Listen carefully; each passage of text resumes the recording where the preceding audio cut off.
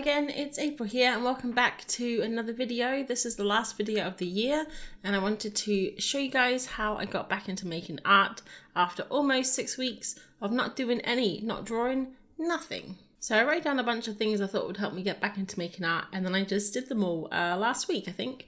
So the first thing I did was this little exercise I like to call Get Abstract. And this is basically just making a whole bunch of mini abstract paintings in my sketchbook. So I actually think I heard about this technique from Creative Burnout. I will try and find the video and leave it in the links below. But basically she did this on a gigantic sheet of paper and she made it into 4 like I did here with the washi tape. And I think she also uses it as a tool of like maybe freeing herself up and being a bit more creative like that. So yeah, I'll try and leave that in the description below, but I really enjoyed this exercise. I've done it before and I thought this would be a perfect exercise to do as my very first thing to get back into making art, because I hadn't touched a pencil or a paintbrush or anything.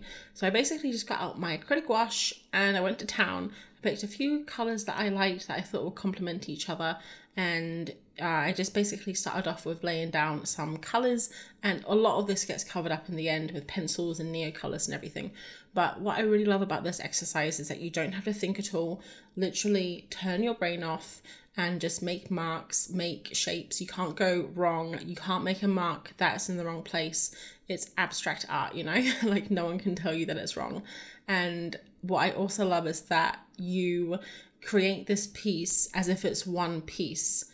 So you forget about the washi tape and you just make a giant piece. Like you just pretend the washi tape's not there. And then when you peel the washi tape up, it's like these 4 abstract art pieces that you didn't plan out, but they look so cohesive together. And that's also what Creative Burnout talks about in her video. So yeah, definitely check that out. I don't want to pretend that I came up with this idea myself, because I definitely didn't. So you're probably wondering why I got out of art. If you've been following me on Instagram or maybe you're a patron, you'll know that I have moved house. I moved mid-November and we had quite a tough move. We lost power after a big storm for a week. Most of our furniture wouldn't fit in because it's a small cottage. What else happened? I had a big project at work at the time and everything was just so stressful. We had to drive back and forward to do cleaning and everything. And then we found out we had mice. So it was a tough move, guys. And I've really missed drawing. So I just wanted to get back into it. I did this last week and I haven't really drawn much this week either because it's Christmas. So we've had visitors stay in and we've been quite busy with that. So I haven't done much drawing either, but I do have a really long holiday until the 10th of December. No, that would be a super long holiday, like the entire year, until the 10th of January. So I am planning on doing a lot of art. Anyway, these are the abstract pictures finished, and as you can see that they look cool together. I don't know, I think it's such a fun exercise. If you haven't tried it, definitely check it out. And then the second exercise is very easy, swatch it out. So pick a new material or even one that you've used before and just make swatches. Again, completely mindless, just put in pretty colors on the paper. You can do color mixing, you can make faces out of the swatches, you can do flowers. I've seen lots of people do lots of fun little swatching exercises, but this was actually from a video I made last week. So I actually did this exercise last week. It was the new pencils that I got.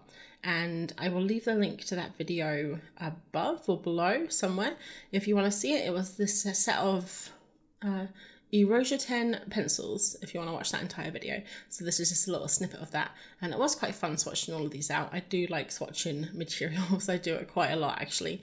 Even with materials I've used again and again. Every time I get a new one, I do the entire swatch page again.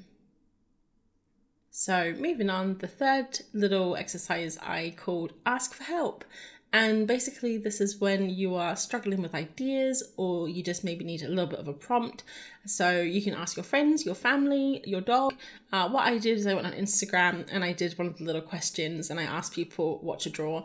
I didn't get many responses the first time round, so I actually went on again and I was like, please help me. And I got a lot of responses after that. So I haven't drawn all of these. I had a lot from a couple of people that I guess thought I needed a lot of help. So I might have to do another page specifically just for their ideas. But this was super, super fun. I'm not going to show the entire thing. I'm going to post this to Instagram, I think, this week. So I'll be posting all of this and you can see all the pictures. But the thing I love most about this exercise is you get lots of stuff that you never would have thought of yourself. Like this is a ferret. I never would have thought to draw a ferret. There's a little red Labrador. There's some frogs, which I avoid at all costs, but actually I think these turned out quite cute. And yeah, just a bunch of different stuff. I also picked a random bunch of pencils here, and I loved this color palette so much. I'm thinking of basing it on my new branding on this next year. So I really want to look into my branding and redo my logo, my little character logo, and also redo all of my colors and all my packaging for Etsy. And I really love this color palette, especially the orange with that beautiful green. It's like an ash green. It's so pretty. So yeah, ask for help if you need it. So the next one is do a course. You don't have to do an entire course. You can just do a tutorial on YouTube. Find something on Skillshare if you like that platform. I personally am obsessed with Domestika. I love Domestika so much. I've done so many of the courses from there. And this course, I did a new one from Adolfo Serra on Domestika. And it was all about unlocking your creativity. I'm not going to include everything here. I don't think that's fair. I don't want to explain like any of the exercises really, because I don't think that's fair on the creator of the course, but I would definitely highly, highly recommend this course. It was super, super fun. It was probably the most fun I've had with a Domestika course. And this one exercise here, just to tell you a little bit about it, was basically you pick a drawing that you like, a painting that you like, and you do it in multiple different ways. So you do it with different media, you do it with different techniques. So that top one there was a contour drawing where I didn't take the pen off the page. And I also worked with paint. I just did Tombows. I did one entirely with Neocolor pencils, which I didn't enjoy at all. I did this one here, which was like a little cartoon from a kid's, a kid's book or something. So yeah, this was a really fun exercise, but he also explains this exercise a lot more. He goes into a lot more detail than that, and it's really super interesting. So I would highly suggest that course if you like Domestika, or courses in general. So I really love doing this when I'm feeling a little bit of creative burnout or when I'm coming back from a break, because you don't have to think for yourself, which I know sounds really silly, but you don't have to think, what am I going to draw? What do I feel like drawing? Like, what do I want to learn? What do I want to improve on? You literally just do what they tell you to do. And a lot of times in these courses, I have not only come away with maybe just a couple of new skills or new information, but I've come away with a love of a new medium. So when I did the Sarah Von Dongen course a while ago, I had never tried my neo pastels. They were just in my drawer for like 2 years, and now I'm obsessed with neo colors. From doing this course, I picked up my dip pen again, which I hadn't used for a long time, and again, I am really enjoying using the dip pen right now. So even if you don't feel like you need to learn anything, I mean, I think we all feel like we need to learn stuff, right? But even if you feel like you don't need that right now, doing a course can maybe inspire you to try a new medium or a new technique or even a new subject. So I think that's really helpful, especially when you're a little bit burnt out creatively. And these are just some quick flashes of pages that I did in the course, including these terribly drawn raccoons. I did get a little bit better, but man, some of those were bad. And I also finished my sketchbook in this course, which was cool. And then the very last thing I did last week was try something new. So trying something new could be absolutely anything. Like I just mentioned before, you can get yourself some new art materials, maybe even try a new sketchbook. I sometimes find that trying a new format of a sketchbook really helps. So go really big or go really small, or try like a super long portrait, or try a watercolor sketchbook. You can try that. You can try new places to get references from. So you can look through your old photos from holidays, or you can go on like MapCrunch or Pinterest or a whole bunch of random stuff. You guys know what I'm talking about.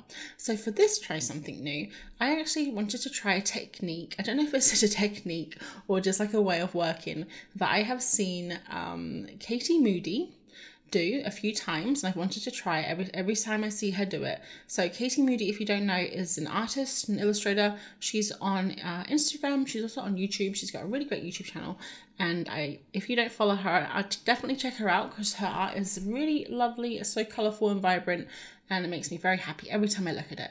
And a couple of times Katie has done this thing where she'll do the same landscape twice. So she'll do it in 2 different sketchbooks. And I always thought, well, first I thought that's interesting. I would never think to do that, paint the same thing twice. But then I was like, that's really cool because it takes away the pressure of having to make something like perfect or good, you know. You can almost have like a practice run, like warm your hands up as you go. So I basically used the very last page I had in my Strathmore Mixed Media sketchbook, which is this one. And you saw from the beginning, I had like one page that was painted grey that I did a paint over, and one page that was white. So that's what I started with, which made it a little bit weird. And then this is the other sketchbook I'm using, which is the Morgan Grice sketchbook, handmade sketchbook. It's in A5. So they're both 2 different sizes, 2 different paper materials, and I also did kind of different colors for each one. So I kind of thought the Strathmore Mixed Media sketchbook was almost like a warm-up and kind of like trying things out. And then when I came into this sketchbook here, which is my 100-day sketchbook, this is where I tried to be a little bit neater, make the colors a little bit nicer, and I think it really worked out. So basically what I did is I went through and I did all of the sketching first for both of them, very loose. I kind of, when I sketch things so loose, I kind of want to get more accurate. Maybe, I don't know, who knows? But sometimes I lose the pencil line and I just make things up as I go. But basically what I did is I went through, I did all the sketching first, then I did all the paint, then I went through and I did all the pencil, and now I'm coming back in and I'm doing all of the neo colors. And this is kind of how I've been working for the last few months, ever since I kind of got into that combo of paint, pencil and neo colors. Is I will always start off with my paint, or sometimes I use Tombows, and then I will go in with colored pencil, and then lastly is the neo color, because if you put the neo color on first, you can't really put anything else on over the top of it. It's the bad boy of the art supply world. So I also used my white neo color to kind of dry rub, is that a technique? Is that a term? To kind of like rub along the paper with the long side of the crayon to make that really nice texture in the sky, and I think that's really pretty. And then I went in at the end and added pops of color, which I like to do, and I like both of them. I think this one turned out a little bit better. I don't know, I mean guys, I haven't drawn for so long. Like looking at this now, I'm like, it looks really rough, April. It looks very, very abstract and loose, but I think all of these exercises definitely helped me at the end of the day. Like they definitely got me back into drawing and painting. And the most important thing is that they made me want to make art again. So at the start of this, I was so tired from moving, to finish my project at work, doing, you know, getting ready for Christmas. I was just so burnt out. I was just so tired. I didn't even want to draw or do anything at the end of the night. And doing these exercises last week has got me super excited to get back into art for the new year. I've been planning lots of things, so I'm really happy to share that with you in the upcoming months. But I just wanted to let you know how I got back into art. Hopefully some of these techniques will work for you. Let me know if you do any of these, or if you have any other ideas. Let us know in the comments below and we'll all help each other out. So that is it for me. I hope that you guys have a lovely rest of your week, a good new year, and I will see you in 2022. Thanks for watching. Bye.